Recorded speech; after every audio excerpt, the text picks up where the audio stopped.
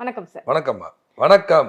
வாழ்க வளமுடன், வாழ்க வளமுடன், வாழ்க வையகம். இப்ப சொல்லுங்க. நெறைய வீடுகள்ல ம். வந்துட்டு இந்த ஈச்சேர் வைக்கக்கூடாது அப்படின்னு சொல்றாங்க. ஈச்சேர் அப்படிங்கிறதும் வந்துட்டு பார்த்தீங்கன்னா, அதுவும் ஒரு மரப்பொருள் சம்மந்தப்பட்டது தானே சார்? அது ஸ்டீல்லேயும் உங்களுக்கு இந்த இதில் நைலான் டேப்ல தானே அது பண்ணாங்க. ம். உட்டன்ல இருக்கலாம்.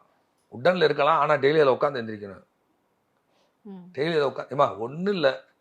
ஒரு 48 ஒரு 13 பாட்டில், எம்ப்டி பாட்டில், எம்ப்டி பாட்டில் 13 எம்ப்டி பாட்டில் மூடி போட்டு ஒரு ரூம்ல வச்சுருங்க. கதவ பூட்டிருங்க.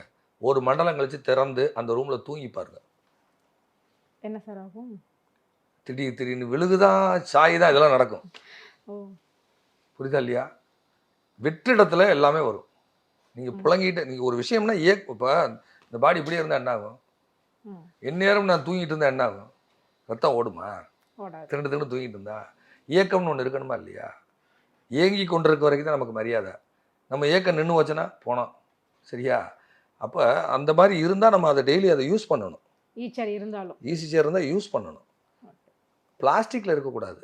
ஈஸி சேர் பொதுவா வச்சிருக்க கூடாது. மரத்துல இருக்கு அப்படின்னா நம்ம யூஸ் பண்ணணும். ம். யூஸ் பண்ணாம சும்மா பூட்டி வச்சிருக்க கூடாதுன்னு சொல்ல வரேன். ஓகே. கண்ணுக்கு தெரியாத விஷயம் நெறைய இருக்கு. கண்ணுக்கு தெரிஞ்சத நம்ம பார்த்து கமெண்ட் போட்டுறோம் ஈஸியா. கமெண்ட் போடுதமே என்னை பத்தி ஏதாவது தெரியுமா? ம். அஸ்ட்ராலஜி நீ படி.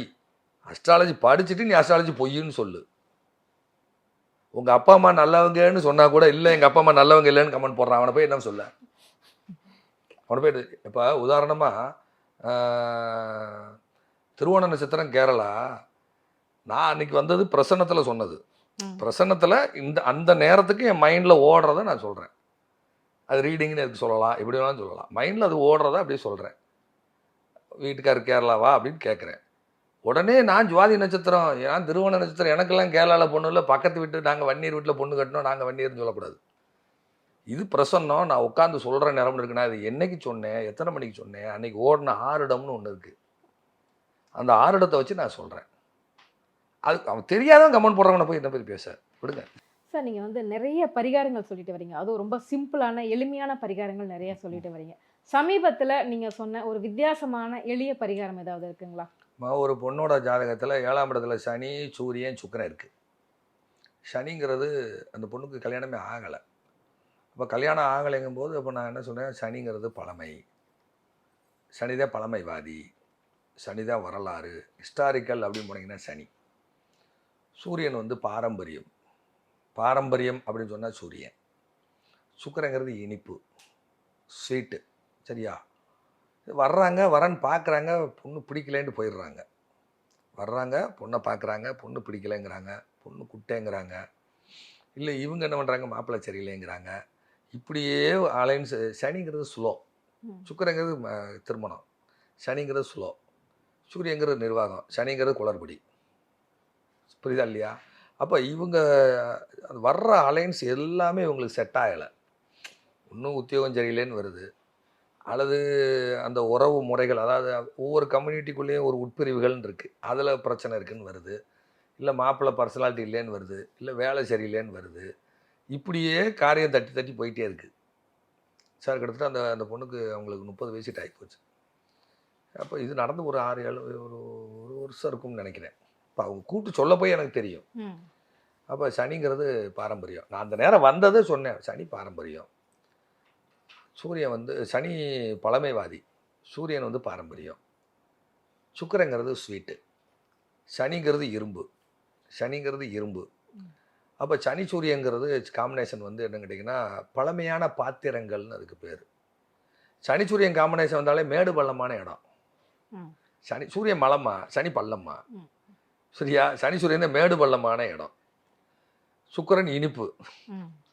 அப்போ ஒரு மேடு பள்ளமான இடத்துல சமைச்ச ஸ்வீட்டாக இருக்கணும். சரியா?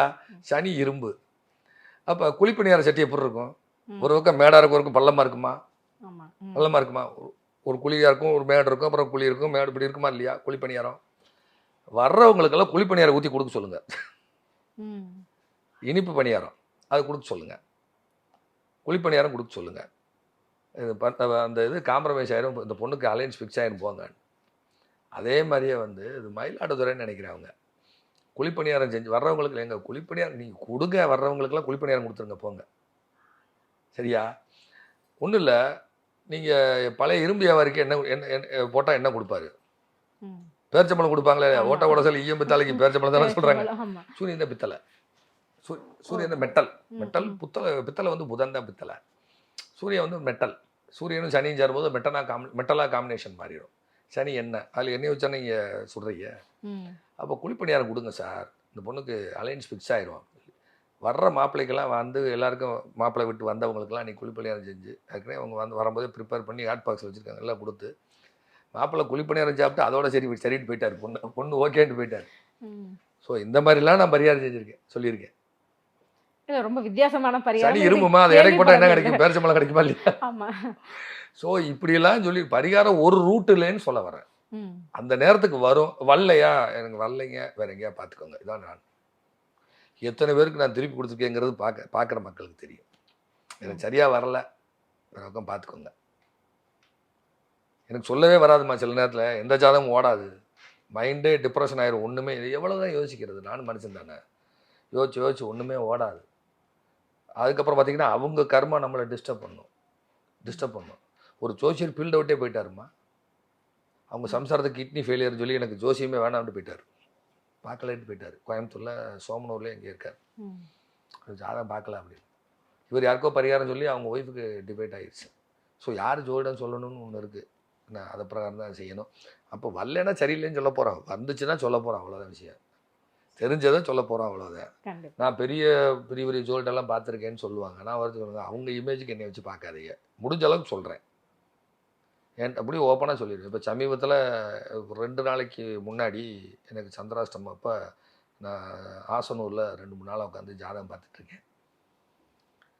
நம்ம ஸ்டுடியோவுக்கு பக்கத்துலேயே மாபெரும் ஜோதிடர், அவர்கிட்ட பார்த்தவங்க, அவருக்கு நெருக்கமானவங்க, தென்னிந்தியாவின் மாபெரும் ஜோதிடர், எனக்கு மானசீக குரு அவர். ஸோ அவர்கிட்ட பார்த்தவங்க என்கிட்ட பார்த்தே ஆகணும்னு வராங்க. சார் நான் அவரை பார்த்த மாதிரி என்கிட்ட எதிர்பார்க்காதீங்க, அவர் ஸ்டைல், இது என் ஸ்டைல், நான் என்ன வருதோ சொல்கிறேன். இப்படி நான் முன்னாடியே சொல்லிட்டா பிரச்சனை இல்லை. அதனால தான் நான் சொல்கிறேன். நான் எல்லோரும் கரெக்டாக தீர்வு கொடுத்துட முடியாது. எல்லோரும் தீர்வு கொடுத்தா கடவுளாக இருக்கணும். மற்ற ஜோசியர் மாதிரி என்னை எதிர்பார்க்காதீங்க. என்கிட்ட என்ன வருதோ அதை கொடுக்குறேன், அவ்வளோதான். சரி, இப்படிலாம் சொல்லியிருக்கேன்னு சொல்ல வரேன். சரியா? பல சிக்கலான தீர்வுகளுக்கும் ரொம்ப எளிய பரிகாரங்கள், எல்லாருமே செய்யக்கூடிய எளிய பரிகாரங்களா சொல்லிட்டு இருக்கீங்க. ஆமாம், இதெல்லாம் குருமாருக்கு கொடுத்த அறிவு, நான் ஒன்றும் இல்லை. எல்லோரும் செய்யக்கூடிய மிக எளிய பரிகாரங்கள் மூலமா நிறைய பிரச்சனைகளுக்கு எங்களுக்கு தீர்வுகள் சொல்லியிருக்கீங்க. எங்க நேர்காணலுக்கு ரொம்ப நன்றி. நன்றிப்பா, நன்றி. வணக்கம். வாழ்க வளமுடன், வாழ்க வளமுடன், வாழ்க வையகம்.